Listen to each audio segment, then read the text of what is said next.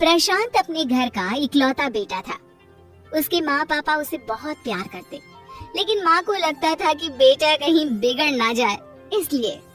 देख प्रशांत, मैं तेरी पढ़ाई छुड़वाकर नौकरी में लगवा रही हूँ। ना तू पढ़ाई कर रहा है ना कोई काम।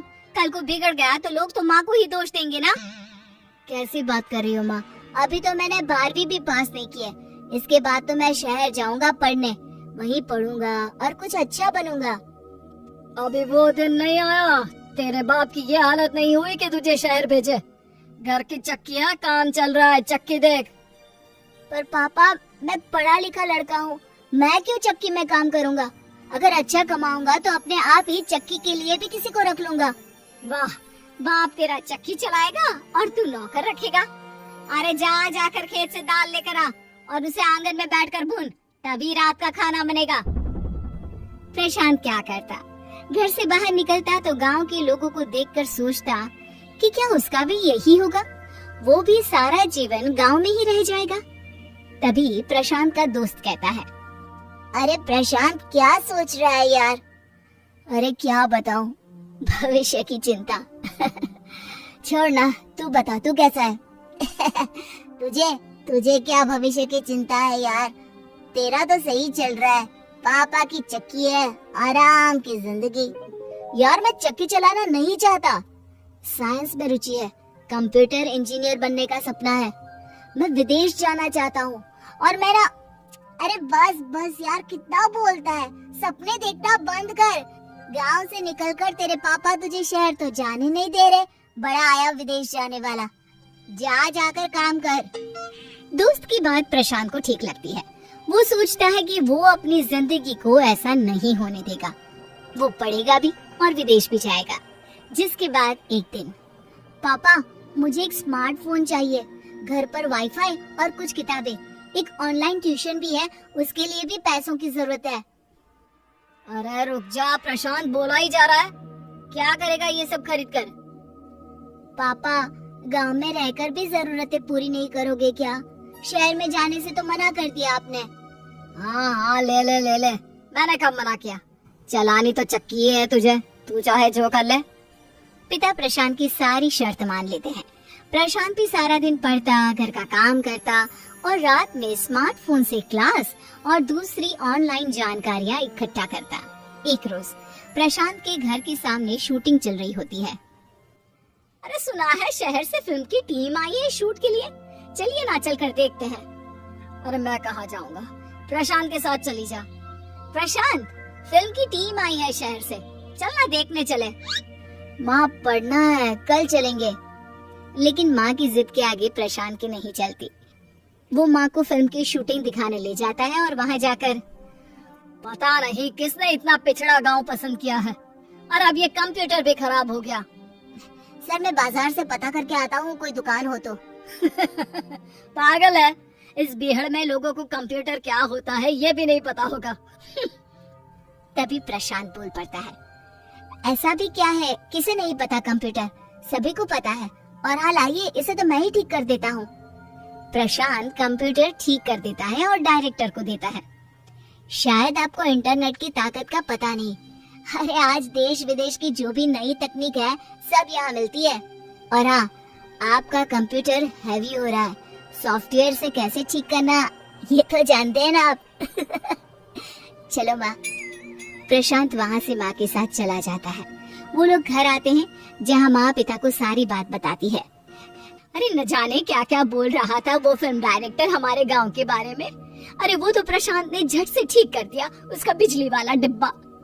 माँ वो सिस्टम था, कंप्यूटर कहते हैं उसे। अरे हाँ हाँ ठीक है, कोई बात नहीं, तू चक्की पर ध्यान दे, ये सब कोई बड़ी बात नहीं है।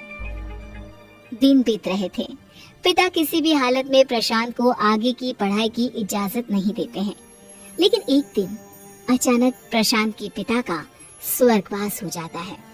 कुछ दिनों बाद माँ कहती है, बेटा घर में कुछ नहीं है, बाजार से कुछ लिया, और हाँ काम का कुछ सोचा, कैसे घर चलेगा, तेरे पिता तो रहे नहीं, तू चक्की ही क्यों नहीं चला लेता बेटा। हाँ माँ, मैं कोशिश करता हूँ। प्रशांत परेशान हो जाता है। वो चक्की में जाता है, मशीन देखता है, लेकिन उसे हैंडल कैसे करे ये समझ में नहीं आता। ये चक्की कैसे चलेगी? मैं ये काम कभी नहीं कर सकता। काश पापा मान गए होते और मुझे पढ़ा लिखा दिया होता। प्रशांत उदास होकर बैठा होता है कि वही फिल्म का डायरेक्टर वहां आता है। प्रशांत, कैसे हो? पहचाना मुझे? हाँ, पहचान लिया। आप यहाँ? वो क्या है ना, तुम्हारा टैलेंट देखकर मैं हैरान था कि बिना किसी पढ़ाई के तुम इतना सब जानते हो। अगर तुम्हें थोड़ा सा गाइड किया जाए तो तुम कहां से कहां तक जा सकते हो। सर, यही बात तो मैं भी कहा करता था पापा से। जीते जी मुझे कुछ पढ़ा लिखा देते तो मैं विदेश जाने का अपना सपना पूरा कर लेता, लेकिन अब कहाँ। तो तुम विदेश जाना चाहते हो? मेरे साथ क्यों नहीं जुड़ जाते? जी मतलब कैसे आपसे जुड़ूं मैं? मेरा इंस्टीट्यूट चलता है, तुम चाहो तो मैं तुम्हें फ्री एजुकेशन दे सकता हूँ। रहना, खाना और पढ़ाई सब मेरे खर्चे पर। सर, सुनने में तो अच्छा लग रहा है, लेकिन आप मेरे लिए ऐसा क्यों करेंगे? क्योंकि हम ऐसे बच्चों को ढूंढते हैं जो टैलेंटेड हो। उन्हें पढ़ाकर हम उन लोगों से कॉन्ट्रैक्ट साइन करवाते हैं कि जब उनकी पढ़ाई पूरी हो जाएगी तो वो हम लोगों के लिए काम करेंगे, जिसके लिए हम उन्हें सैलरी भी देते हैं। मुझे तो लग रहा है कि मैं सपना देख रहा हूँ। मुझे मंजूर है सर। प्रशांत ने अभी अपनी बात पूरी ही की थी कि पीछे से माँ बोल पड़ती है। हाँ, जा, बम्बई जा, अमेरिका जा, जहाँ मर्जी है जा। अरे माँ क्या खाएगी, कैसे रहेगी, इसकी चिंता करने की बिल्कुल जरूरत नहीं है। लेकिन कान खोल कर सुन ले, कल को मैं मर गई ना तो कम से कम चिता जलाने के लिए आ जाना। माँ की बात सुनकर प्रशांत का चेहरा उतर जाता है। तब डायरेक्टर बोल पड़ता है, अच्छा एक बात बताइए, कितने पैसों की जरूरत होती है आपको घर चलाने के लिए? कम से कम 10,000 की। मैं 20,000 दूंगा आपको 2 साल तक।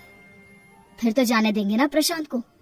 हाँ हाँ हाँ, ले जाओ, बस पैसा वक्त से देना और मेरे बेटे का ख्याल रखना। प्रशांत गांव के आसपास के लोगों से सलाह कर माँ का ख्याल रखने को बोलकर शहर चला जाता है। वो साल में 2 से 3 बार अपनी माँ से मिलने आता और जब भी आता गांव का पंच कहता, आना भाई लड़का हो तो प्रशांत जैसा, पता नहीं कैसी चक्की चलाई, न काम करता है न दाम, माँ को तो माला माल कर दिया। वो भी तब जब कमाई नहीं पढ़ाई कर रहा है। सोचो कमाई करेगा तो क्या करेगा। काश हमारा बेटा भी ऐसा होता। प्रशांत पढ़ लिख कर बड़ा आदमी बनता है और माँ को लेकर एक दिन विदेश उड़ जाता है। श्वेता अपने पिता की अकेली औलाद थी। उसके पापा महेश ने अपनी बेटी की शादी बड़ी धूमधाम से बहुत अच्छे घर में की थी। शादी के 1 साल बाद ही उसकी माँ की मृत्यु हो गई थी। पापा, माँ की डेथ हुए 1 साल हो गया। आप कितने दुबले हो गए हैं। हाँ बेटा, इतने बड़े घर में तुम्हारी माँ थी तो घर हरा भरा लगता था, लेकिन अब कहते कहते उनकी आंखों में आंसू आ गए। आप दुखी क्यों होते हैं पापा? मैं तो हूं ना। बेटी का घर तो ससुराल होता है बेटा, मेरे पास हमेशा तो नहीं रह सकती ना तुम। ये सब छोड़िए, ये पुरानी बातें हैं। आपकी तबीयत ठीक नहीं है, आप हमारे साथ चलिए। अरे नहीं बेटा, वहाँ तुम्हारे सास ससुर हैं, उन्हें अच्छा नहीं लगेगा। वे लोग बहुत अच्छे हैं पापा, कोई कुछ नहीं सोचेगा। अरे दामाद रमेश जी क्या सोचेंगे? वो कुछ नहीं कहेंगे। एक बार आप बीमार हुए थे तो उन्होंने खुद भी तो कहा था ना कि आते जाते रहेंगे। अरे बेटा, बेटे के घर का पानी भी नहीं पीते, फिर लोग क्या कहेंगे? सब पुराने जमाने की बातें हैं पापा। यहाँ आपका कोई देखभाल करने वाला भी तो नहीं है। मजबूर होकर और बेटी की जिद करने पर पिता महेश अपनी बेटी के साथ उसके घर चले जाते हैं। अचानक महेश जी को आया देखकर समधी और समधिन चौंक जाते हैं। अच्छा हुआ तुम अपने पापा को ले आई। बहुत अच्छा किया जो ले आई पापा को, यहाँ कुछ दिन रहेंगे तो ठीक हो जाएंगे। कुछ दिनों बाद महेश की तबीयत ठीक होने लगी और वे सुबह शाम टहलने भी जाने लगे। एक दिन वो सुबह टहल कर आने के बाद अपने समधी के साथ चाय पी रहे थे, तब श्वेता के ससुर जी कहते हैं, अब तो आपकी तबीयत पहले से काफी अच्छी लग रही है। जी, श्वेता ने बहुत ध्यान रखा, डॉक्टर को दिखाया और दवा भी समय पर देती रही। रमेश भी तो आपका बहुत ख्याल रखता था, श्वेता से हमेशा आपकी तबीयत के बारे में पूछता रहता था। अब जी जी हाँ, दोनों ने बहुत सेवा की। आपका घर भी तो हवेली जैसा है ना, अब तो खाली पड़ा होगा। जी, नौकर है, वही देखता है। बहुत पुराना नौकर है, घर की तरह ही रहता है। अरे लेकिन नौकर तो नौकर ही होता है ना। श्वेता के पिता चुप हो जाते हैं। दोपहर का खाना और दवा खाकर सो जाते हैं। शाम को रमेश ऑफिस से आता है तो महेश जी हॉल में बैठकर टीवी देख रहे थे। तुम्हारे पापा कब तक रहेंगे यहाँ पर? क्यों, आपको कोई परेशानी हो रही है क्या? अरे नहीं नहीं, परेशानी नहीं है, लेकिन आखिर कब तक हम लोगों के साथ रहेंगे? देखिए, अभी उनकी तबीयत पूरी तरह ठीक नहीं हुई है। आगे की बात श्वेता के पिता सुन नहीं पाए, लेकिन उन्हें इस बात का एहसास हो गया था कि उनके रहने से न दामाद खुश हैं न उनके माँ बाप। 2 दिन बाद महेश ने अपनी बेटी श्वेता को बुलाया। बेटा, अब मेरी तबीयत पहले से बहुत अच्छी हो गई है, अब मैं घर जाना चाहता हूँ। क्यों पापा, यहाँ कोई तकलीफ है क्या? अरे बेटा, आखिर कितने दिन बेटी के घर रहेंगे, और अब तबीयत भी तो पहले से ठीक है, वहाँ नौकर है, सब ठीक हो जाएगा। श्वेता समझ जाती है कि या तो पापा ने उनकी और रमेश की बात सुन ली है या और किसी ने उनसे कुछ कहा है। ठीक है पापा, कल चले जाइएगा। ये कहकर श्वेता चली गई। दूसरे दिन खाने की मेज पर, पापा कल घर जाएंगे।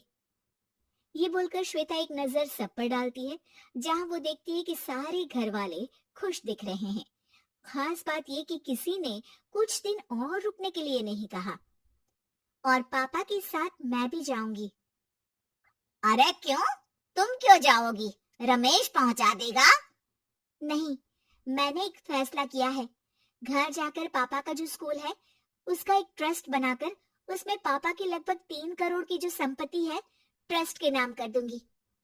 अरे क्यों, ऐसा क्यों करोगी? अरे मतलब 3 करोड़ तो बहुत बड़ी अमाउंट होती है श्वेता, पागल हो गई हो क्या? और फिर तुम्हारे पापा का खर्चा कैसे चलेगा जब सब दान कर दोगी, हैं? उसकी चिंता आप न करें माँ जी, पापा का पेंशन 60,000 रुपए आता है, पापा के लिए इतना काफी है। तभी पति का तो मानो पारा 7वें आसमान में पहुंच गया। वो गुस्से में आग बबूला हो जाता है। और यहाँ मेरे मम्मी पापा, उनके लिए तुम्हारा कोई फर्ज नहीं है? लेकिन अपने पापा के प्रति भी तो मेरा फर्ज है ना। मेरा तो कोई भाई भी नहीं है, तो मैं पापा के प्रति अपना फर्ज निभाऊंगी। इतना कहकर श्वेता उठी और अपने पापा की अटैची तैयार करने लगी। अरे बहू, ये तो तुम्हें शादी से पहले भी पता था कि तुम इकलौती हो, फिर तो शादी ही नहीं करनी चाहिए थी। क्यों शादी की? रहना था ना पापा के पास उनकी परी बनकर। आप लोगों ने ये साफ कहा था कि शादी के बाद श्वेता आप लोगों के पास जब चाहे तब जा सकती है, जितना मर्जी रह सकती है।